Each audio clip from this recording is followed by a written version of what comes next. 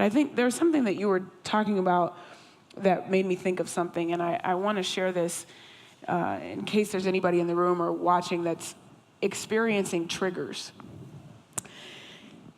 We can beat ourselves up for going through certain things internally, right? Where it's like, okay, when am I ever going to be over this, right? And we can be unkind to ourselves in our emotional struggles. But if we think about a trigger, think of a trigger like this. If your check engine light comes on, right, it's kind of silly to get mad at your car.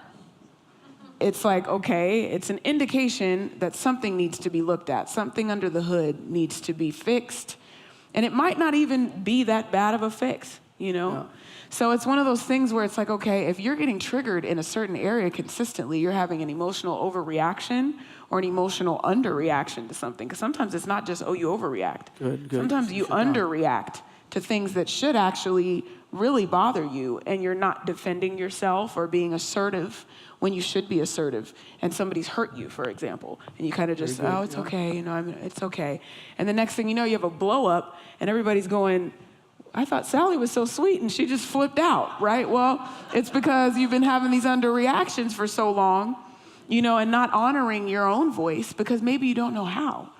And so that's why those triggers, you know, I take note of things. If I get triggered by something, I go, okay, this is a target for me and my therapist to work through. And then I make note of it, and then I go, hey, this is what happened this week. This came up. And then we have the opportunity to experience a deeper level of freedom. So try to look at it like that. My check engine light is on. This is an opportunity for me to fix what's going on under the hood, and it'll be, the car will be back on the road before you know it.